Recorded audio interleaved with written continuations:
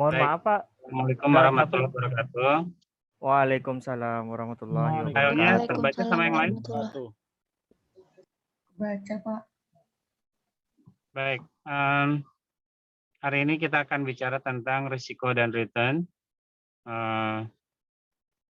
Judul yang saya buat adalah trade-off antara risiko dan return. Jadi artinya apa yang risiko yang kita dapatkan untuk sejumlah return yang kita harapkan. Saudara sekalian, berkali-kali dalam beberapa perkuliahan mungkin Anda sering mendengar bahwa tinggi rendahnya return yang diharapkan itu sangat tergantung dengan seberapa atau berbanding lurus dengan berapa banyak risiko yang akan kita terima. Kita hari ini akan memberikan penjelasan diskusi tentang itu. Saya pertama mohon maaf karena saya masih ada di perjalanan. Ini saya baru keluar dari Purwokerto, nganterin teman dulu habis vaksinasi tadi. Perkiraan sampai di Bandung sekitar jam 1 pagi nanti. Jadi saya kesulitan mencari jadwal lain karena saya harus mempersiapkan perkuliahan lain untuk kelas yang lain. Jadi sekali lagi saya mohon maaf, semoga ini tidak terulang lagi di masa yang akan datang. Saudara sekalian coba dipindah ke slide 2. Ada beberapa hal yang saya harapkan menjadi output dari perkuliahan hari ini. Eman, bacain Man. Jadi tujuan pembelajaran pada malam ini yaitu pada materi kali ini yaitu yang pertama menghitung return total investasi dalam rupiah atau persentase, kemudian mengidentifikasi komponen return total dan menjelaskan mengapa return total adalah metrik utama untuk menilai kinerja investasi. Kemudian yang kedua itu menjelaskan kinerja historis dari kelas aset seperti treasury bills, treasury bond, dan saham biasa, dan mengartikulasikan pelajaran penting yang diberikan sejarah. Kemudian yang ketiga yaitu menghitung deviasi standar dari serangkaian return historis, dan yang terakhir yaitu membedakan antara risiko sistematis dan tidak sistematis, serta menjelaskan mengapa risiko sistematis lebih terkait erat dengan return daripada risiko tidak sistematis, dan mengilustrasikan bagaimana diversifikasi mengurangi volatilitas. Baik, saudara sekalian, ketika seorang pengajar, seorang dosen menuliskan tujuan pembelajaran, maka si dosen tersebut berharap di akhir pembelajaran dia akan membuat soal ujian. Soal ujiannya adalah kalimat yang tadi. Misalkan, apa komponen dari return? Mahasiswa diharap kemudian mampu menjawab itu. Oleh karena itu, saya berharap Anda memperhatikan slide-slide berikutnya ini untuk kemudian pada akhir perkuliahan saya akan menanyakan beberapa hal. Jadi, kalau misalkan kapan-kapan saudara ingin tahu mata kuliah apa di UAS akan soalnya seperti apa, lihatlah tujuan pembelajaran ketika masing-masing perkuliahan itu disampaikan oleh dosennya. Ya, ganti slide. Baik, komponen total dari return. Saudara sekalian, komponen total dari return itu mungkin saudara sering mendengarnya begini. Kalau misalkan kita memiliki aset dalam bentuk ekuitas, itu apa sih yang kita dapat? Nah, kira-kira kalimatnya yang sering Anda dengar itu seperti itu. Anda biasa seringkali menerjemahkan itu sebagai saham. Jadi, ketika saya memiliki saham, apa sih return yang saya dapatkan? Return yang Anda dapatkan itu seringkali Anda jawab sebagai capital gain dan dividen. Baik, tapi apakah ekuitas itu semata-mata hanya saham? Apakah hanya semata-mata kepemilikan saham? Kemudian pertanyaannya begini, untuk saham-saham tertentu di mana itu kemudian tidak ada dividen, lantas apakah komponen saham itu tadi dividen dan capital gain? Jadi itu yang akan kita bicarakan. Jadi ketika kita bicara soal komponen total dari return itu, maka kita bicara tentang apa yang didapat oleh investor dari apa yang diinvestasikan. Oleh karena itu, maka kita pembicaraannya tidak bisa dibatas pada sekedar saham. Karena investor juga masuk di dalam sebuah investasi dengan dua cara. Dari kemarin saya sudah menjelaskan bahwa investor masuk dalam perusahaan melalui dua cara. Pertama, dia memberikan hutang pada seseorang. Jadi investor memberikan hutang pada seseorang. Oleh karena itu hutang ditempatkan pada kolom ekuitas di dalam persamaan akuntansi. Jadi persamaan akuntansinya kita akan lihat ekuitas itu ada dua tuh. Ada kepemilikan saham, ada obligasi. Maka kalau misalnya kita kalau obligasi returnnya apa? Returnnya tentu ada dua, kupon sama selisih harga kalau dia diperjualbelikan. Jadi tentu dari dari obligasi itu kan kita dapat atau Anda dalam bahasa sehari-hari menyebutnya bunga lah, biar gampang dalam bahasa, tetapi nanti bisa salah makna juga. Oke, nah kemudian Anda juga akan menemukan pada obligasi, ada obligasi yang tidak menawarkan kupon. Itu sudah saya jelaskan pada dua pertemuan lalu ya, pertemuan lalu ketika kita menilai obligasi. Jadi seperti yang saya jelaskan pada saham, saham juga ada yang tidak menawarkan dividen. Oleh karena itu kemudian juga pada obligasi juga ada obligasi yang tidak menawarkan bunga. Kemarin kemudian kita bertanya-tanya, kalau misalkan saya menawarkan hutang pada seseorang, tetapi saya tidak dapat bunga, terus ngapain gitu? Nah, kemarin kita sudah jelaskan bahwa ada dua kemungkinan keuntungan yang didapat oleh seseorang dengan memiliki obligasi tanpa keuntungan berupa kupon atau bunga. Pertama, obligasinya biasa ditawarkan berada di bawah harga pasar. Misalkan obligasi 1 juta Anda beli dengan 900.000. Jadi hakikatnya tidak ada kupon, jelas. Tetapi hakikatnya kan sudah ada untung itu 100.000. Nah, jadi apapun ceritanya, hakikatnya dalam berinvestasi kita akan mendapatkan dua jenis kemungkinan pendapatan. Pertama, pendapatan yang didapat dari hasil investasi itu secara langsung, artinya seperti tadi, dividen, kupon, bunga, dan satu lagi dari selisih harga jika kepemilikan kita itu diperjualbelikan. Nah, saudara sekalian, dengan demikian maka saya menggunakan dua istilah di dalam komponen total return ini. Pertama, pendapatan dari investor yang tadi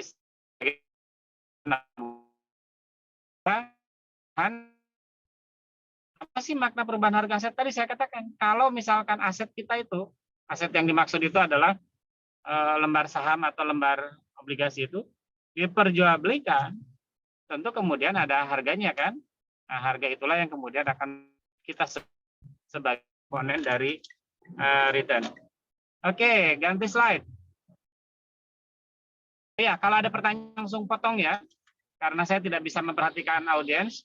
Kalau ada yang bertanya silakan langsung potong.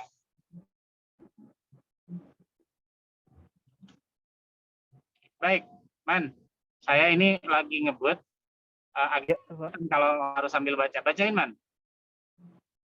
Baik. Jadi di sini laba atas investasi.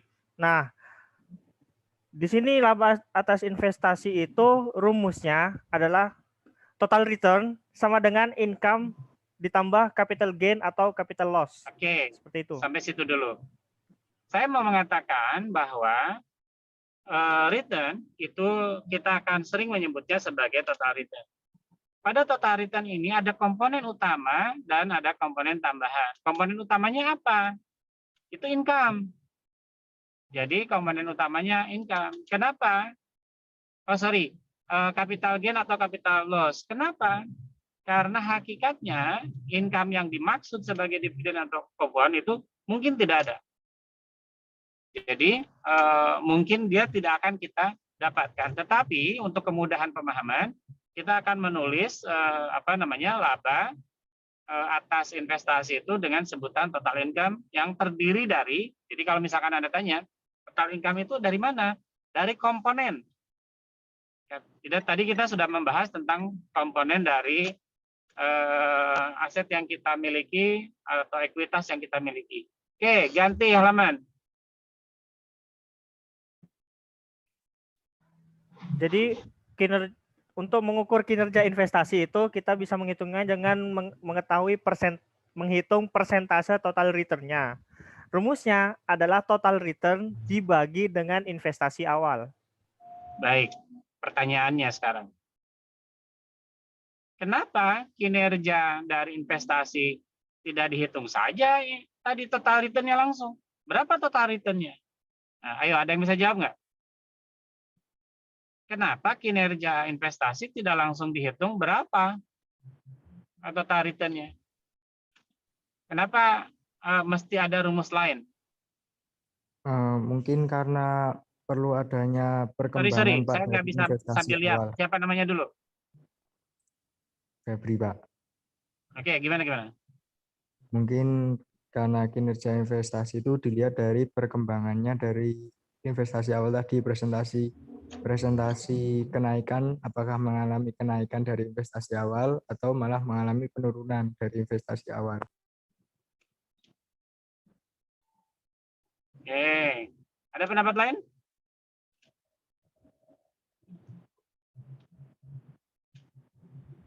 Perempuan, ada pendapat lain?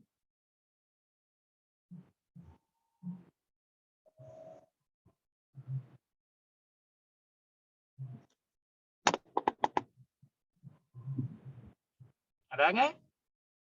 Nggak ada? Baik, saya jelaskan.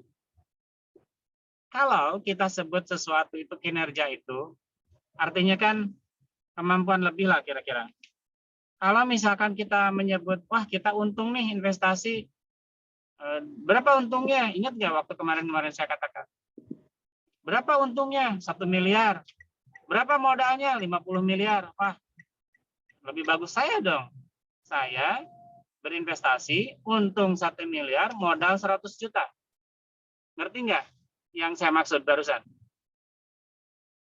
Paham? Jadi, sebuah investasi kita sebut berkinerja baik, itu kalau dia berasal dari investasi yang rendah. Artinya, berapa sih uang yang ditanamkan oleh kita pada investasi itu?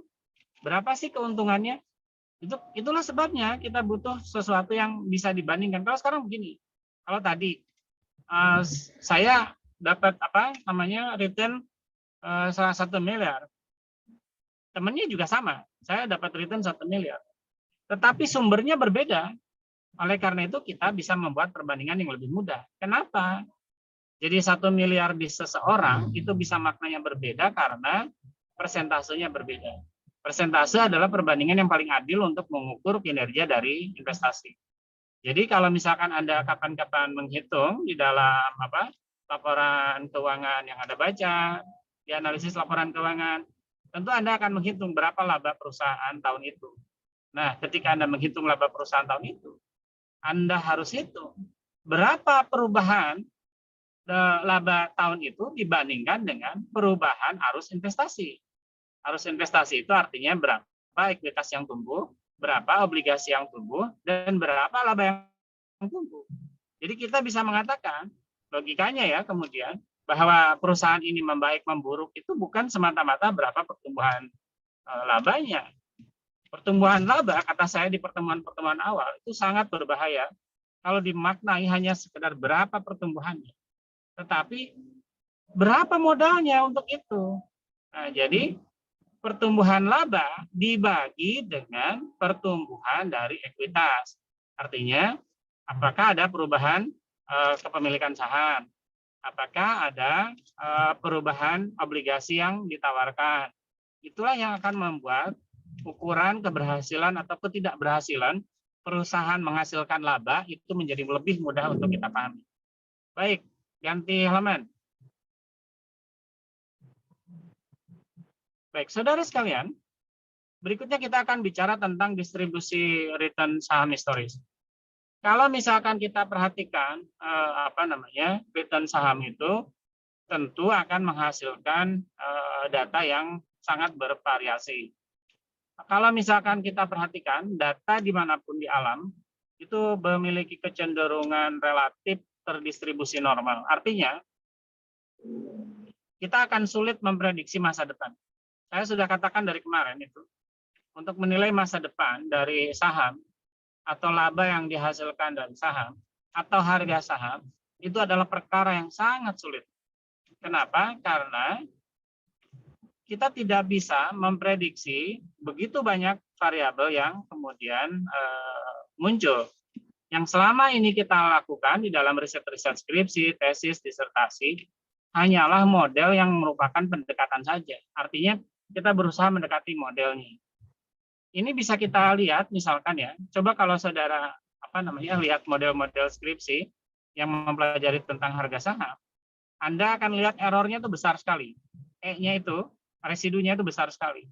Artinya variabel yang belum terlibat di dalam penelitian itu masih banyak sekali.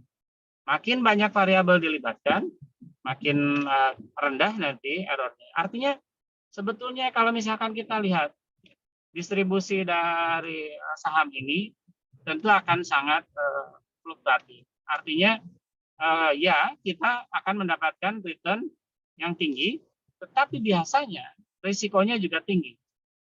Risiko yang diambil oleh seseorang itu biasanya berbanding lurus dengan return yang didapatkan.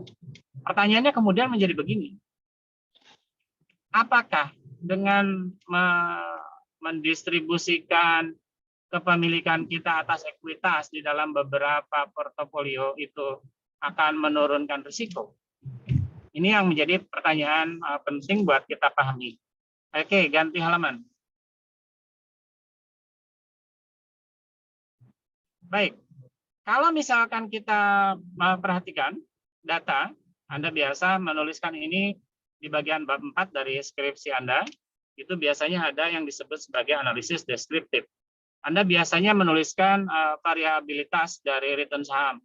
Anda menuliskan standar deviasi, varian, kemudian Anda menjelaskan apa itu. Sayangnya kemudian rata-rata dari Anda itu tidak menjelaskan maknanya. Jadi maknanya harusnya Anda menjelaskan begini. Makin tinggi varians data dari saham Anda itu, astagfirullahaladzim. Mau tabrakan. Jadi makin tinggi varians atau standar deviasi dari sebuah saham, itu artinya return-nya itu juga memiliki standar deviasi yang tinggi. Paham nggak maksudnya? Jadi begini, kan kita bicara return. Return itu yang paling utama, komponen utamanya adalah capital gain atau capital loss, kata saya tadi. Capital gain dan capital loss itu kan ditentukan dengan harga saham. Nah, makin tinggi variansnya, makin tinggi standar deviasinya, artinya makin kecil kemungkinan kita memprediksi berapa kemungkinan pendapatan atau kerugian kita di masa depan. Jadi itulah yang sebetulnya harusnya Anda jelaskan di dalam skripsi Anda itu. Jadi tidak sekedar menyebutkan standar deviasinya berapa atau variansinya berapa. Nah, saudara sekalian, kemudian timbul pemikiran begini.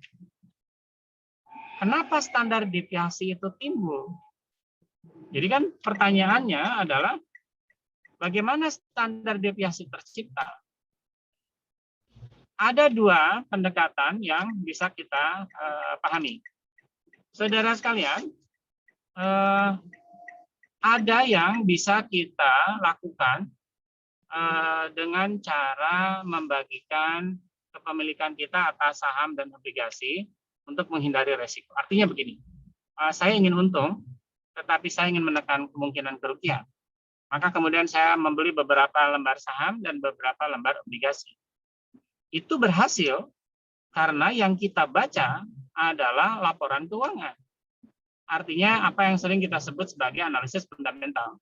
Jadi kalau kita memperhatikan standar deviasi dari return itu, maka yang paling mempengaruhi standar deviasi itu adalah kinerja di dalam laporan keuangannya. Jadi kalau misalkan Anda ingin mengetahui tingkat risiko itu dipengaruhi oleh apa? Tentu dipengaruhi oleh keadaan perusahaan. Dan itu bisa dikendalikan dengan cara menyusun portofolio. Tetapi ada beberapa hal yang tidak bisa dikendalikan. Artinya, kalau misalkan Anda berpandangan bahwa ya sudah, saya beli beberapa lembar saham dengan rasio-rasio keuangan tertentu yang membuat kemungkinan keuntungan menjadi lebih tinggi ketimbang misalkan Anda membeli beberapa lembar saham atau beberapa obligasi dengan karakteristik yang sama. Artinya kalau misalkan karakteristiknya sama, rasionya sama ya, karakteristik itu artinya kalau karakteristiknya sama, maka kemudian ketika untung ya untung bareng, kalau rugi ya rugi bareng. Nah, untuk menghindari itu kemudian Anda melakukan diversifikasi. Tapi pertanyaannya, itu kan bisa kontrol dengan melakukan itu. Begini, apakah harga saham hanya dipengaruhi oleh keadaan fundamental perusahaan yang tergambar dalam rasio-rasio dalam laporan keuangan? Ada yang bisa jawab nggak? Adakah hal lain yang mempengaruhi harga saham? Ada yang bisa jawab? Banyak, Pak. Ada, Pak. Banyak, Pak. Siapa? Banyak, Pak. Oke, ayo ngomong. Kalau yang saya alami, Pak, ya, ada kayak isu-isu bisnis satu sektor, kadang-kadang kayak gitu. Kadang-kadang perkataan orang-orang gitu-gitu, Pak, bisa membuat kita harga catat ya. Berarti yang pertama, yang tidak bisa kita kontrol ketika kita melakukan diversifikasi saham berupa portofolio adalah berita. Berita itu sifatnya bisa bergerak kapan saja, siapa yang menghembuskan dan seterusnya. Oke, yang kedua apa lagi? Yang ganti-ganti, yang lain. Apa yang mempengaruhi harga saham selain berita? Suku bunga, Pak. Oke, suku bunga. Kenapa suku bunga? Ayo ceritain, kenapa suku bunga? Kasih contoh sederhana. Kenapa suku bunga bisa mempengaruhi harga saham? Semakin tinggi suku bunga, pertumbuhan ekonominya makin tidak stabil nanti, Pak. Oke, ini kita kan bicara dari sudut investasi sekarang kan? Karena kita sedang bicara dari sudut investasi, maka kita soal ngomong suku bunga itu adalah apa yang ada dalam benak investor. Sekarang, investor dihadapkan pada dua hal. Pertama, dia membeli saham. Kedua, dia menanam uangnya atau menyimpan uangnya dalam bentuk tabungan. Kira-kira kalau misalkan bunga dari perbankan tinggi, investor akan milih apa? Nyimpan deposito, Pak, di perbankan. Menabung. Oke, apa alasannya? Karena suku bunganya tinggi, Pak. Udah pasti juga. Kenapa alasannya? Kan saham juga bisa aja keuntungannya besar. Karena resikonya rendah. Nah, itu dia. Resikonya tinggi. Saya selalu katakan dari awal tadi, apa katanya? Harga saham itu? Apa kata saya tadi? Wah, nggak dicatat nih. Apa kata saya tadi harga saham itu? Dilihat dari capital loss sama capital gain. Fluktuatif, Pak. Betul nggak? Tadi saya katakan bahwa harga saham itu sulit diprediksi. Fluktuasinya sangat mungkin terjadi dan banyak orang tidak bisa memprediksi arah dari harga. Sementara yang namanya simpanan, apalagi di Indonesia, itu dijamin pemerintah. Artinya dari sisi investor, orang akan lebih tertarik menyimpan uangnya dalam bentuk tabungan daripada membeli atau bermain saham. Jadi kalau begitu, ada faktor lain yang tidak bisa kita hindari dengan cara melakukan diversifikasi, yaitu suku bunga. Oke, sudah 2. Sekarang 3, apa lagi?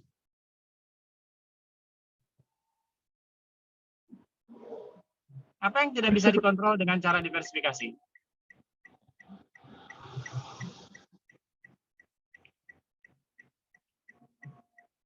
Oke, biar gampangnya ya, biar mudahnya kita sebut saja makroekonomi.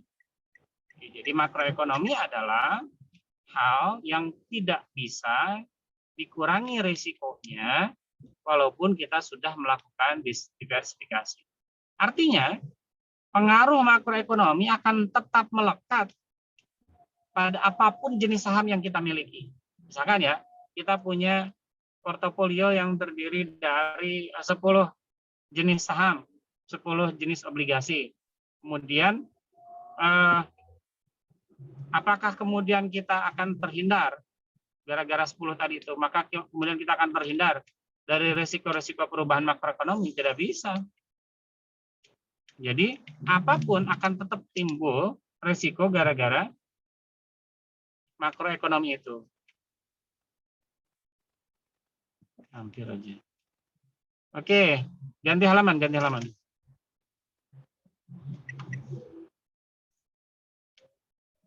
Oke, Man, bacain, Man. Tulisannya terlalu kecil, Man. Oke, sekarang kita membahas tentang implikasi risiko dan return terkait secara positif. Nah, di sini ada 2 implikasinya. Yang pertama itu investor yang menginginkan return yang lebih tinggi harus mengambil lebih banyak risiko. Dan yang kedua, yaitu imbalan tambahan dari menerima lebih banyak risiko adalah konstan. Oke, pemahamannya begini. Kita paham bahwa semakin banyak keuntungan yang kita inginkan, itu tentu akan menghasilkan risiko yang sama besarnya. Nah, biasanya itu juga akan mengakibatkan perubahan yang relatif konstan. Konstan itu begini, saya ingin keuntungan saya naik sebanyak 5%. Maka itu akan berbanding lurus dengan risikonya naik sebesar 5%. Walaupun perbandingan antara return dan risiko itu lambat laun akan membentuk kurva yang seperti parabola. Nah, jadi lambat laun, misalkan begini sekarang, saudara coba bayangkan begini. Kita perusahaan memproduksi sepatu. Saya memproduksi 1 sepatu. Saya memiliki resiko tidak terjual sepatu itu. Saya memiliki kemungkinan keuntungan berapa rupiah karena menjual sepatu itu. Kemudian untuk menaikkan keuntungan, saya jual lagi sepatu itu, saya produksi lagi sepatu itu menjadi 2. Oke, paham sampai situ dulu? Jadi saya ingin menaikkan keuntungan, maka saya memproduksi sepatu tambahan. 1 lagi. Jadi sekarang 2 sepatu. Maka resiko yang akan timbul adalah kemungkinan tidak terjualnya 2 sepatu. Paham sampai situ nggak? Ngomong. Paham, Mbak. Paham, Mbak. Jadi ketika keuntungan naik, maka resiko juga naik dengan konstan. Tetapi coba Anda bayangkan begini. Tentu saja ketika memproduksi 5 sepatu, 1000 sepatu, keuntungan akan menaik terus, betul kan? Yang jadi masalah, kalau Anda terus-menerus memproduksi sepatu sampai dengan jumlah tahingga, apakah akan menghasilkan keuntungan? Ayo, ada yang bisa jawab? Belum tentu, Pak. Belum tentu, Pak, karena Kenapa? Alasannya. Karena semakin tinggi barang yang kita produksi, semakin tinggi juga resiko yang akan kita terima, Pak. Resiko untung maupun resiko rugi. Coba. Bayangkannya pakai kurva tadi ya. Tadi saya mengatakan hubungan antara return dengan resiko itu konstan. Makin naik keuntungan atau return, naik pula risiko. Tapi saya katakan tadi, itu tidak akan berlaku seterusnya. Coba bayangkan memproduksi sepatu tadi. Memproduksi 1 sepatu, 2 sepatu, maka akan terdapat risiko kerugian tidak terjual 1 sepatu, 2 sepatu. Pertanyaan saya, apakah dengan memproduksi terus-menerus makin banyak sepatu, maka itu kemudian akan membuat keuntungan juga makin banyak. Tidak, Pak. Kenapa? Karena bergantung sama hukum permintaan penawaran, Pak. Kalau misalnya penawarannya tinggi, maka permintaan turun. Kan ceteris paribus, Pak. Ada pendapat lain?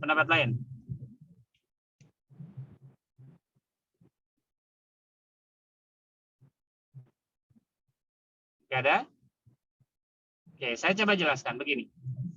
Saudara sekalian, ketika kita memproduksi sesuatu, kita akan berhadapan pada dua hal.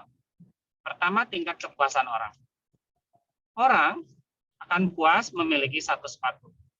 Orang akan sangat senang memiliki 2 sepatu. Orang akan sangat bahagia kalau dia punya 3 sepatu.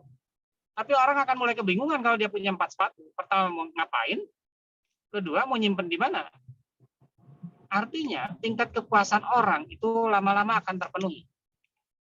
Jadi ketika Anda memproduksi sesuatu, yang Anda harus perhatikan bukan cuma sekedar berapa keuntungan yang akan Anda raih, tetapi apakah barang itu akan terjual dihadapkan dengan tingkat kebutuhan orang yang ada batasnya. Anda makan misalkan, Anda senang makan ayam. Oke, makan. Kemudian saking senangnya Anda makan lagi, nambah 2 kali. Oke, senang. Coba makan 3 kali, 4 kali, 5 kali, 6 kali, 7 kali, 10 kali dalam sehari. Apakah senang? Enggak, lama-lama mual. Nah, jadi saya mau menggambarkan bahwa pertumbuhan dari keuntungan itu tidak selamanya berbanding dengan pertumbuhan jumlah produksi. Hati-hati dalam melakukan logika berpikir yang awal tadi itu. Jadi yang dimaksud dengan pertumbuhan konstan antara risiko dan return itu tidak selamanya terjadi karena ada pengaruh lain. Pertama, tingkat kepuasan seseorang. Kedua, jumlah konsumen. Coba Anda bayangkan, Anda akan menjual sepatu di suatu daerah terbatas, sebuah pulau terpencil, jumlah penduduknya 5.000 orang, Anda memproduksi sepatu per hari 500 biji lah kira-kira, maka kebutuhan sepatu di daerah itu akan terpenuhi sesudah berapa hari. Lantas, apakah akan menjadi keuntungan? Tidak. Resikonya akan menjadi lebih besar daripada kemungkinan keuntungan. Itu maksud saya. Jadi, logika yang tadi itu tidak selamanya akan kita gunakan untuk memahami itu.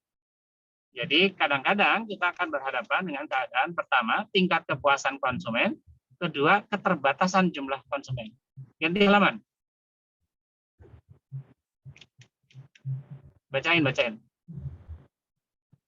Jadi pada risiko sistematis ini, risiko yang tetap ada bahkan dalam portofolio yang risiko itu tetap ada bahkan dalam portofolio yang terdiversifikasi dengan baik. Oke. Ada yang masih ingat? Apa itu? Risiko apa yang tetap ada bahkan dalam portofolio yang bahkan dia sudah terdiversifikasi dengan baik? Risiko apa itu? Tadi saya katakan tadi. Makroekonomi, Pak. Oke, makroekonomi. Tidak perlu saya ulang ya. Paham ceritanya ya? Kenapa makroekonomi kita sebut tidak bisa mengurangi? Karena dia berlaku untuk semua saham. Sementara kalau kita sebut rasio, ya rasionya berlaku untuk perusahaan itu saja. Maka kemudian ketika kita melakukan perubahan karakteristik, artinya saya beli 10 saham, karakteristiknya beda semua, artinya rasio likuiditasnya beda, rasio solvabilitasnya beda, maka kemungkinan keuntungan dan kerugiannya juga menjadi berbeda. Tetapi khusus untuk makroekonomi nggak ngaruh. Dia akan tetap mempengaruhi risiko yang timbul. Nah, tadi saya menjelaskan bahwa untuk memahami risiko, kita bisa melihat pada apa kata saya tadi? Risiko aset atau risiko ekuitas dilihatnya dari apa? Ada yang ingat?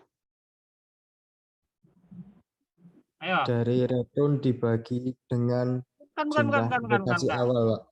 Bukan. Ingat-ingat lagi tadi kata saya. Risiko bisa dilihat dari apa itu? Bahwa sebuah ekuitas itu beresiko itu dilihat dari apanya? Total return, Pak. Kenapa?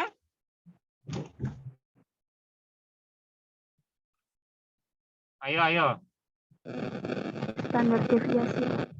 Standar deviasi. Jadi varians, standar deviasi, dan seterusnya itu adalah alat ukur risiko terbaik. Artinya makin tinggi variansnya, makin tinggi jarak antara data historis dengan rata-ratanya, kan begitu varians itu?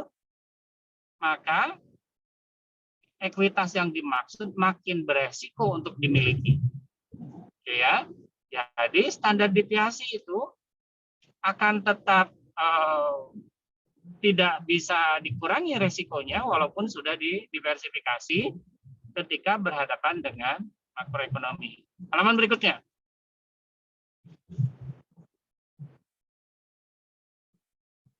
Baca, Man. Jadi risiko sistematis itu akan mencakup fase resesi atau ekspansi ekonomi makro, serta perubahan inflasi, suku bunga, dan nilai tukar. Oke, jadi kalau misalkan Anda bertanya, apa aja sih risiko sistematis? Untuk mudah menghafal, ingat-ingat kata saya, untuk mudah menghafal apa yang dimaksud dengan risiko sistematis, ingat saja makroekonomi. Mau itu dalam keadaan resesi, mau dalam keadaan ekspansi.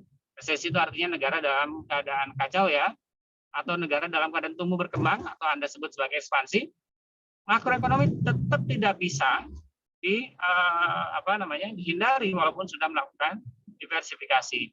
Nah, tetapi Anda bisa melakukan riset. Seberapa kecil sebetulnya? Seberapa besar sebetulnya? Jadi, kita tidak tahu persis berapa kecil, berapa besar. Standar deviasi return itu dipengaruhi oleh makroekonomi. Kenapa menjadi penting kita mempelajari itu?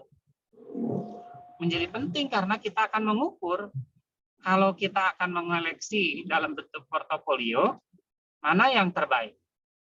Tentu yang terbaiknya adalah yang pengaruh makroekonomi terhadap standar deviasinya paling kecil. Paham sampai situ? Ngerti nggak? Ada yang nggak ngerti? Oke, kalimat yang terakhir itu coba ulangi. Ada yang bisa ngulangi?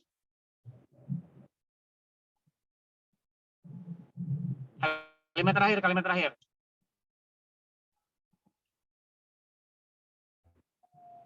Man, bisa ngulangi, Man? Baik, Pak.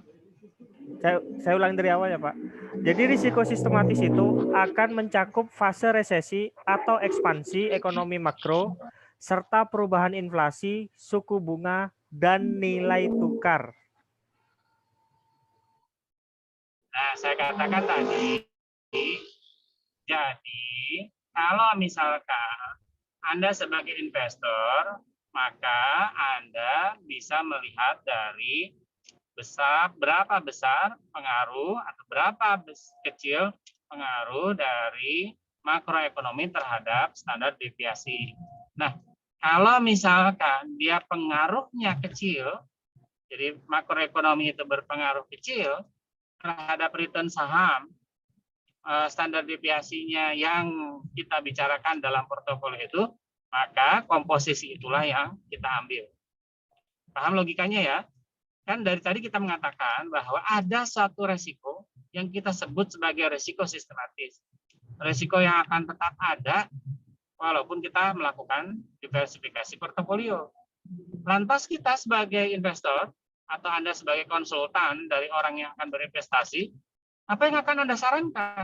Maka sarankanlah atau Anda carilah, kemudian sarankan pada investor Anda, cari yang hubungan atau pengaruh antara makroekonomi dengan standar deviasi return atau obligasi standar deviasi return obligasinya atau kupon obligasinya paling kecil.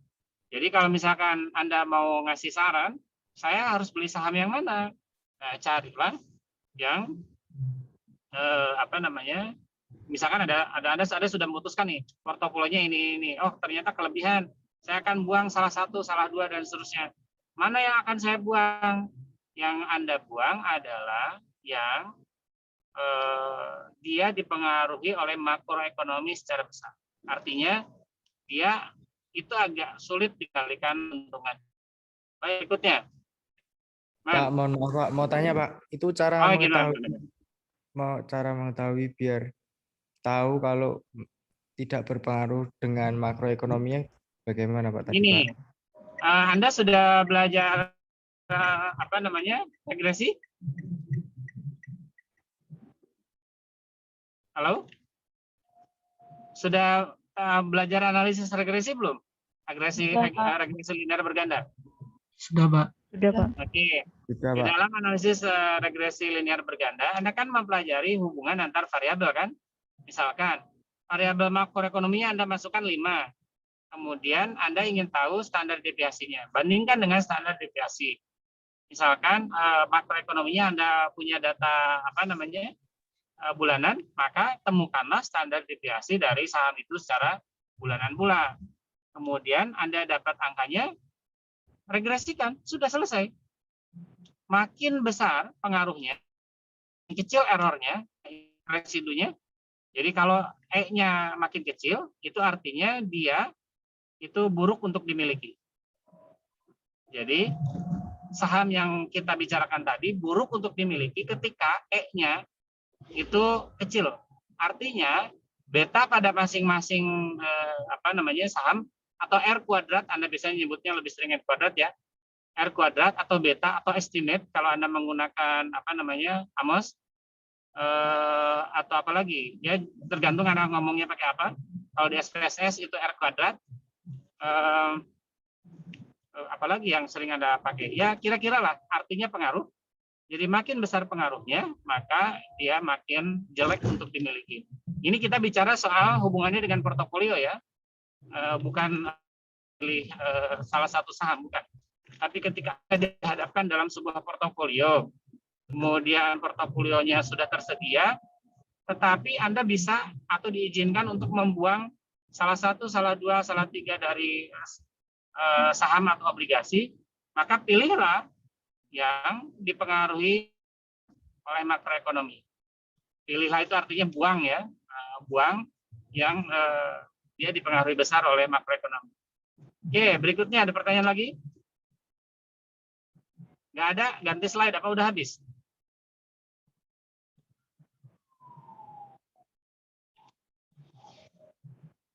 Man? Oke, baca Man. Oke, sekarang kita membahas tentang risiko tidak sistematis. Nah, risiko tidak sistematis ini adalah risiko yang hanya memengaruhi beberapa saham pada satu waktu. Oke, sederhananya berarti dia hanya berpengaruh atau dipengaruhi oleh lingkungan perusahaan itu saja, atau setidak-tidaknya sektornya kalaupun mau setinggi-tingginya. Artinya kalau misalkan kita lihat misalkan ya, tingkat likuiditas perusahaan A, apakah mungkin mempengaruhi tingkat likuiditas perusahaan orang lain? Mungkin saja kalau mereka saling menjadi investor. Misalkan perusahaan A itu menanamkan modal di perusahaan B, maka tentu resiko-resiko yang mungkin dalam bentuk rasio-rasio di perusahaan itu mempengaruhi perusahaan yang sebelumnya tadi. Tapi maksudnya pada cerita ini bukan begitu. Artinya kalau misalkan kita bicara tentang rasio yang ada di dalam perusahaan itu, yang menunjukkan kemungkinan kemampuan dia membayar hutang, kemampuan dia membayar kewajiban harian, itu solvabilitas dan likuiditas, itu ya hanya berlaku buat dirinya sendiri saja. Dia tidak akan berlaku untuk mempengaruhi orang lain. Nah, risiko tidak sistematis itu artinya begitu. Jadi risiko yang hanya berlaku untuk suatu keadaan tertentu dan pada saham tertentu saja. Sementara tadi kalau risiko yang sistematis itu berlaku umum. Makanya biasanya lebih mudah untuk memahaminya, sebut saja makroekonomi. Karena makroekonomi itu sifatnya umum. Nah, gitu saja. Kayaknya habis ya, Man?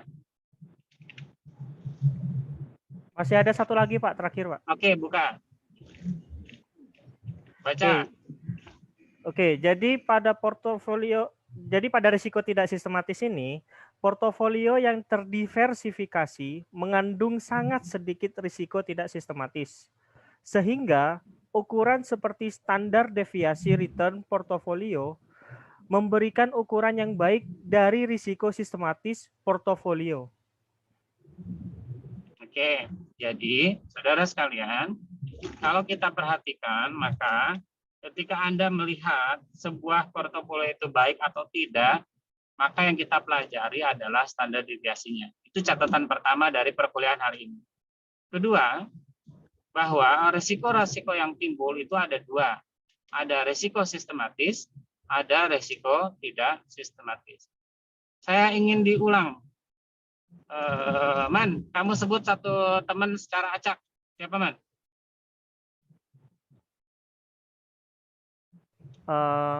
Mbak Meliana, Pak. Oke, Mbak Meliana, ceritakan saya apa itu risiko sistematis. Risiko sistematis itu risiko dari makroekonomi, Pak, kayak inflasi, nilai tukar sama Coba jelaskan definisinya. Risiko sistematis adalah? Risiko sistematis itu risiko yang secara umum itu terjadi gitu, Pak. Jadi pasti terjadi, kayak misalnya resesi atau kayak mau ekspansi gitu. Kayak gitu. Oke, Man. Tunjuk satu orang teman, Man. Laki-laki. Laki-laki. Mas Maul. Oke, Maulana. Dengar suara saya? Ya, Pak. Kalau resiko tadi, resiko apa yang sudah disebut sama Meliana? Sistematis. Apa? Resiko? Sistematis, Pak, tadi yang di... Kalau yang sebaliknya dari resiko sistematis apa? Risiko tidak sistematis itu risiko yang berpengaruh atau mempengaruhi beberapa saham tertentu pada suatu waktu tertentu, Pak. Oke, sekarang kamu tunjuk, kamu tunjuk nama siapa aja boleh? Arman, Pak. Arman, Man. Apa dasar logikanya kenapa kita harus menghitung kinerja aset dengan cara yang saya ajarkan tadi? Oh, sorry, sebutin dulu. Mengukur kinerja aset itu gimana caranya?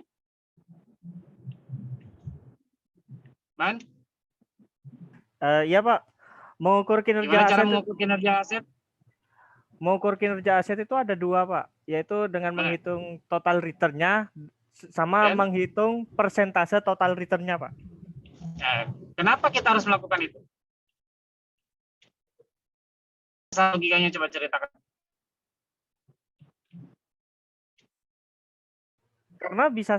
Karena bisa saja mungkin kita mengeluarkan modal 1 juta, tapi return yang kita peroleh 1 miliar, gitu, Pak. Pakai itu, Pak.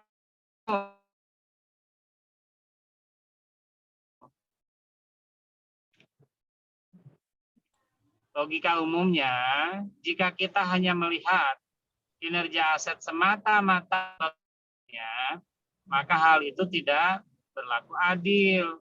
Karena mungkin saja total return itu dihasilkan dari total investasi yang berbeda. Gitu jawabannya ya. Baik, saudara sekalian, saya mohon maaf atas keterbatasan yang sangat banyak pada perkuliahan hari ini. Kalau ada pertanyaan, tolong sampaikan di grup untuk perkuliahan kita hari ini. Tidak ada tugas, beberapa teman sudah mengumpulkan tugas. Saya mohon maaf, sekali HP saya ini saya nggak sengaja saya reset, filenya semuanya hilang. Jadi yang merasa mengumpulkan tugas dan belum saya nilai, tolong untuk dikirim ulang. Untuk kemudahan biar nggak terjadi masalah lagi, kirim ke alamat email yang saya sudah sertakan di grup ya. Oke, ada pertanyaan nggak sebelum perkuliahan diakhiri? Ada pertanyaan? Tidak ada, Pak. Oke, mulai minggu depan kita perkuliahan gimana jadinya sepakatnya?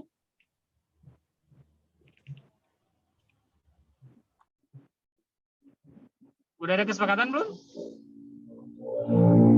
Jadinya dibagi apa? Dibagi 3 siang hari lagi atau gimana? Karena minggu depan kayaknya udah istilahnya besoknya udah hari puasa Pak. Jadi kemungkinan balik ke jadwal semula, Pak. Sorry, bentar, ada geng motor. Gimana ulang? Jadi karena kemungkinan minggu depan itu udah kayak mau puasa besoknya, jadi kemungkinan balik ke jadwal semula aja Pak. Oke, berarti minggu depan kita akan perkuliahan sesuai dengan jadwal yang biasa. Minggu depan pertemuan keberapa, Man? Pertemuan ke-7 Pak. Oke, pertemuan ke-7 itu pertemuan apa, Man? Pertemuan 7 itu setelah trade off itu Pertemuan perencanaan keuangan UTS. Pak. Oh, UTS. Oke, UTS jadi- bukannya 8 Pak. Kenapa? UTS bukannya minggu ke-8 Pak. Terus UAS minggu ke-15. Ke-16 Pak. Wah, mau gitu? Ah. Oke, boleh. Berarti Iya. kalau gitu saya tambah 1 bab pertemuan lagi ya. Tapi karena sudah disebutkan dari sekarang, tolong teman-teman belajar ya. Belajar untuk pertemuan UTS sesuai yang saya minta, apa yang harus dikerjakan, dipelajari, dan seterusnya. Baik, saya sekali lagi mohon maaf atas pertemuan yang tidak begitu nyaman buat saya dan begitu pun buat Anda. Saya masih jauh ini. Berapa lagi ya? Saya nggak tahu berapa kilo lagi. Doakan saya sampai di tujuan ya. Amin. Ini jam berapa sih, Man? Jam 8:30 Pak.